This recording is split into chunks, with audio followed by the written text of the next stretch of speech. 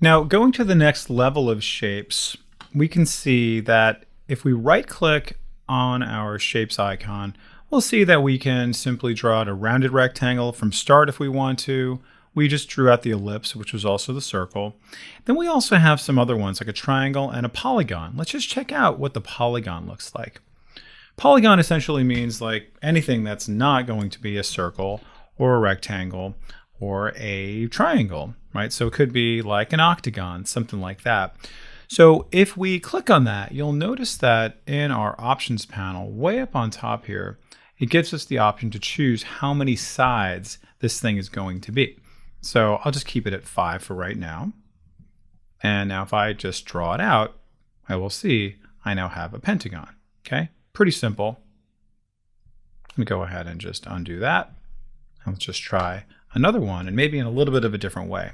I click on this, and instead of choosing this option up there, I'm just going to simply click in an empty area. And you'll see how it gives me the option to choose how many sides I want. So this time I'm going to choose 8 sides. And you'll also see that I could choose my corner radius. If I want to do a star, I can absolutely do an 8-pointed star right now if I wanted to. I'll do that in just a second. And when you're drawing it, maybe you want to draw it out from the center. But you can see how easy that is. And I can change this to the color of a stop sign. And it's done and done. Okay, very neat. Okay, and now let's talk about the star option. So I'm going to click on this, and I'm going to click once again in a neutral area. And this time I'm going to make it into a 10-pointed star. And I'm just going to make this, I'll just say 50%. And you'll see I have this really neat way of making a star very quickly and easily. Okay, so practice some of those things here. Now also don't forget that you have your properties panel to work with a lot of these things here, and then you'll see how I can then change the size if I want to. I can change the inset of my star. Properties panel is invaluable. So check all those things out. We'll just see how I can make this have more sides, just like that, less sides, just like that, and then maybe I want to make this 80%. You'll see how it kind of blasts out like that. And now I have a nice little label for something. Great. So a lot of different ways to be creative with the different things that you are creating. So let me get rid of these, and we'll talk about the last segment of our stars component, of our shapes component. And that's going to be hiding over here in our custom shape tool.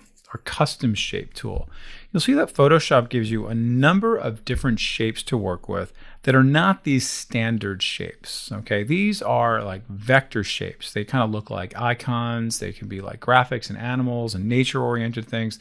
So I'm going to click on this, and you will see that over here on the top toolbar, you will see I have something called shapes. And I click on that little drop down. And you'll see that there's going to be a number of different categories. Yours may look a little different than mine, just depending on what you have set up, what you've worked on last. So if you click on this little gear icon, you can see you can import some shapes. You can add some shapes on there if you like to. And if I click on just any one of these, you'll see that they give you these really nice, sophisticated shapes for you to work with. These essentially are drawings, and they're known as vector drawings. So if you've ever taken an Illustrator class, they're fantastic. Okay, they're basically like smooth lines that you can expand out infinitely, and they look very, very professional and very clean. So you can take a look at some of these. So I'm just going to bring in this beautiful leaping gazelle and click and drag just like that. And then the color is going to come in the exact same color that I chose. I don't want that. I'm going to choose black. And just like that, I now have a cool little logo that I brought in there, or a cool little design, cool little visual element. Okay, let's go ahead and just try another one.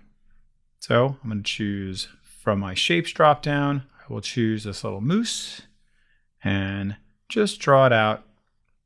That comes in, not the color I want. So go to my fill color, choose that color, go to my move tool, and then, guess what? It decided to not put it in the right layer.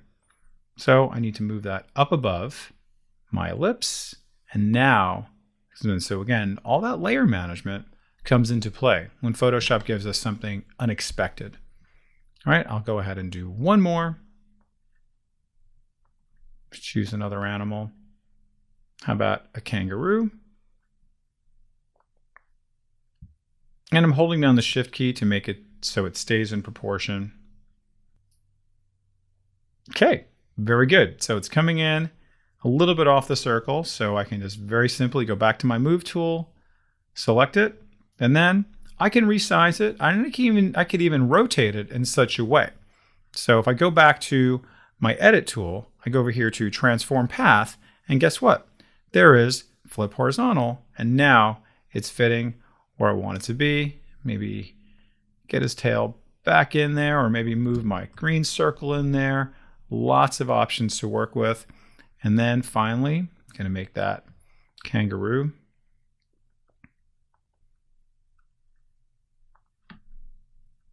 All set, squared away, and that's great. So you can see how we have a number of different options for us to work with, from basic shapes to more advanced shapes, to custom shapes, polygon shapes, and ways to make them perfect shapes by holding down the Shift key, adding on stars,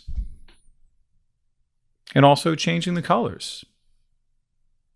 All right, so go ahead and practice all this. Create your own type of poster working with these. You'll see how shapes are invaluable, and they are a critical part of almost everything that you create. So we'll come back and we'll be working on type next to a more advanced degree.